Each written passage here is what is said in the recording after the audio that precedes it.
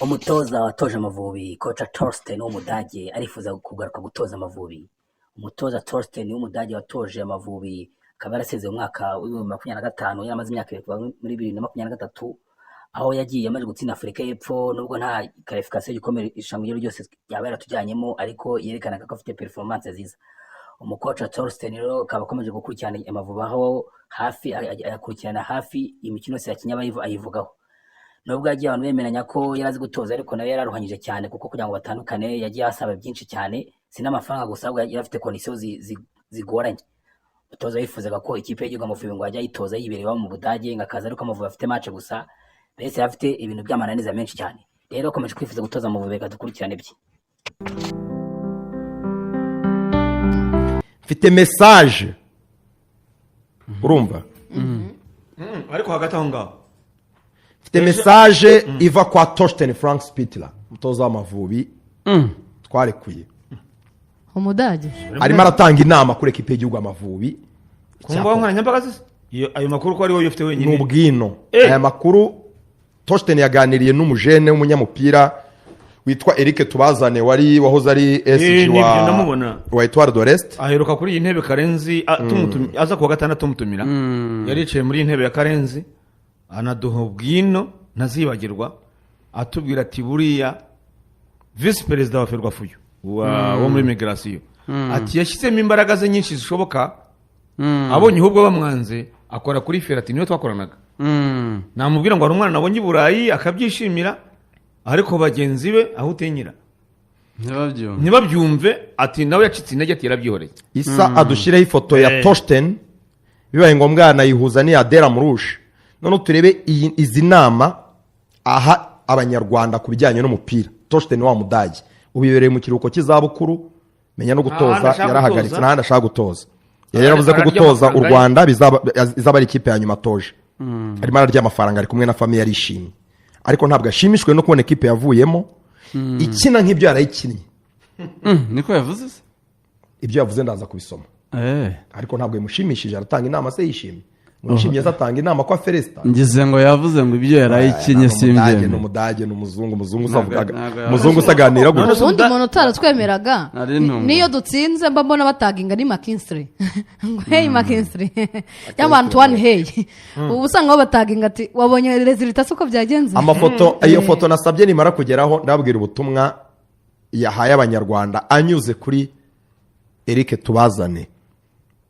urumva inama Torsten twarekuye dupfuye amafaranga nubwo nawe bitari shyashya kuko nge ntabwo navuga ko ari we mutoza ikipe y'igihugu ikeneye niwe watubuje qualification kujya mu gikombe cya Afrika niba tutajya mu gikombe cya Afrika kujya mu cyisi byo nurucabana twabuze qualification y'igikombe cya Afrika turi kumwe tubura qualification ya Shani turi kumwe amakuru y'imbere ariko nibura umupira waragendaga amakuru y'imbere avuga ko Frank Torsten yagoranye cyane yaragoranye nanjye ndabizi yagoranye ku mushahara se oya si amafaranga no kuganira nawe ntibyashoboka amafaranga yasabaga yarayahabwaga yaragoranye cyane ikibazo cy'amafaranga cyari gihari ariko yaragoranye we yasabaga ibintu bigoye yazagira umuntu besha abanyarwanda kare no kuganira nawe byonyine ntibyashobokaga ngo gutura mu Budage akageza hari match ibintu nyine wumva bidashoboka oya no ku mafaranga kugira ngo bageraho bafugana amafaranga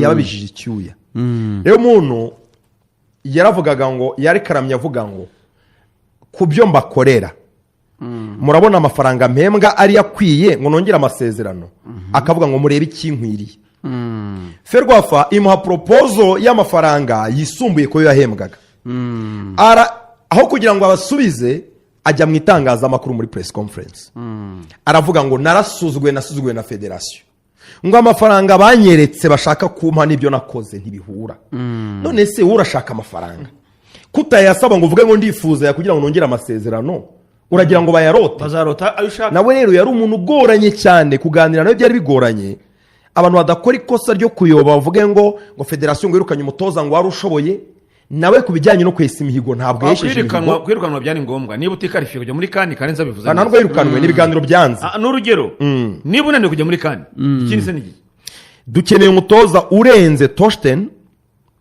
urenze n'uyu Adera Murushi nyine yaragoranye yagoranye cyane pe wenda umusaruro we ntago wari muri esheke ariko nawe ubwe ngo yaragoranye oya abantu barebera itsinda ry'igikombe cy'isi aho ryari riri sinzatoza Chan sinzatura mu Rwanda nzajya nzahari match Chan yari yaranze ibintu nyine bibona qualification gutyo birimo kameze nk'agasuzuguro urabona ko amafoto rero yagezeho uyu wambaye cravate ni Bwana Adera Murushi uriya wambaye Lacoste ni umudage Torsten Frank Spittler ubutumwa rero uyu mujene yakiriye yamwandikiye ngo good morning my friend waramutse inshuti yanjye ati it was really sad to see mwani nko kwemaza match twakinnye wayibonye gute watanga iyihe nama aravuga ngo ni match iteye agahinda kuyireba urumva the advice I would give from far away is inama natanga aha nibereye kure niyi the federation should talk with the captains and experienced players of the team to hear their opinions about what went wrong. Federation ikwiye kuganira n'abakapiteni n'abandi bakinnyi bafite ubunaribonye ikipe y'igihugu bumva ibitekerezo byabo nabo bire kureba bitange kugira ngo federation imenye ibibazo nyamukuru biri muri ekipe y'igihugu kuko birahari. These are good and honest boys who have experienced a lot. Ngo abahungu n'abana beza kandi abanyakuri ariko bahuriye n'ibibazo byinshi muri ikipe y'igihugu. But I think Ferwafa will do this anyway without my advice. Ariko ntekereza ko Ferwafa ngo yari no kubikora bidasabye ko ntangiye inama. Yesa kubitaho kakajisho kaka emoji kare kica kajisho kameze gutya. Akubwira ngo nabize n'ubundi bari ubikora nese barakora iki n'ubundi ku ikipe yakubiswe. N'ubundi bazabaganiriza. The problem now is that the team will drop in the FIFA ranking and therefore will have again at least 3 very strong teams in the group for AFCON like the last time. Ati ibi mubona byo gutsindwa match ya nyuma ngo nuko nta kivuze. Umuzamu areka ibitego bikajyamo. Kipe ikina nk'idashaka gukina. Birabamanura kuri ranking ya FIFA ku buryo noneho mu itsinda rya qualification y'igikombe cya Afrika muzisanga muri kumwe n'ibigugu bitatu. Urumva? Nibyo ariko. Urumva ingunda ari kure amandi abantu batarebamo. Twagiye muri Afrika y'Epfo, twagiye Mpumalanga tudafite amahirwe yo gukarifiya. Iyo match bayifata nkaho nta kivuze. Abakinnyi bararegeza mu buryo bukomeye. N'umutoza yaregeza. Ariko ntibazi ko sibyo batubwiye ariko oya ibyo twabonye. Bo batubwira ndavuga ibyo twabonye. Wikita kubyo batubwiye. Ibyo batubwiye sibyo batubwiye. Ibintu haje yavuze tubigaruranga. Tuvuga ibyo twabonye. Bakiniye nkaho Amavubi heruka kuyabona atsindwa gutya ryari. N'abanyanijeriya barakaye bavuga bati Amavubi defense afite uburyo yugarira uburyo asanzwe yugarira agasanzwe yugarira gutya umuzamu save akora ntabwo asanzwe atsindwa ibitego nka biri. Rero iyi match kuyifata nkaho ntacyo yarivuze. Urumva match heruka twatsinzwe na Benin dutsindirwa mu rugo kimwe ku busa. Iyi window dutsinzwe n'amakipe abiri 0-6 window heruka Nigeria yaradutsinze sibyo turimo turakonkoboka ku rutonde. Ejo bundi mu ntangiriro z'umwaka nibarekura amatsinda cyangwa mpera z'uyu mwaka amatsinda qualification y'igikombe cya Afrika kizakurikira tuzisangaho kugira ngo tube tumwe n'ibigugu nibura bibiri duhangane nabyo bizaba none hari bitatu. None usange nitwe underdog turi bottom amakipe yose turi kumwe ari bya bigugu tudashobora gukuraho amanota.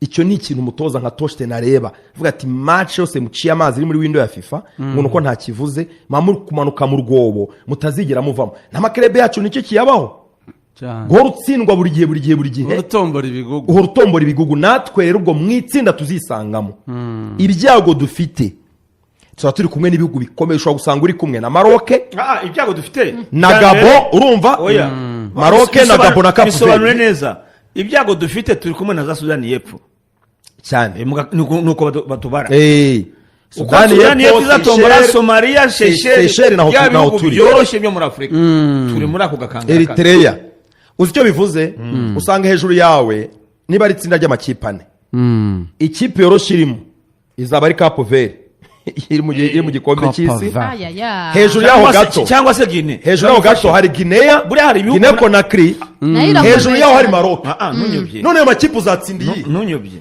Buriya mu itsinda rya kane banza ufata ibihugu byatwaye kane. Ibyo buri yose ugenda aho tugomba gufatamo kimwe. Noneho wibuka ko Mali burya nta kandi igira. Iyo nayo biri mu gakangara ka kabiri. Mali, Burkina Faso. Iyo ni iya kabiri mu itsinda. Gabo. None iya gatatu ubwo izari za Guinea. Za Guinea na za Gabo. Za Gabo. Ngaye bazi iryo tsinda ya kane ikaba u Rwanda. Za Benin. U Rwanda urumva? Wowe uzora uwa kane. Mali, u Rwanda, Burkina Faso, Mali na Maroc. Iryo ni itsinda riba rishoboka cyane. Aho hari Maroc nushaka kwashyira Cote d'Ivoire. Burkina na Mali buriya barabatandukanya baba ari kabiri. Urumva ufite Maroc cyangwa Misiri. Ntacyo munsi yashobora kuza Gabo. Kabiri ni Burkina cyangwa se Congo DR. Bose bari ku rwego rumwe buriya. Congo, Mali, Burkina Faso.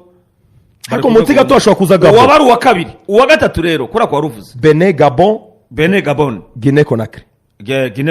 Benin. Abona abagatatu ukabona kubuwa kane.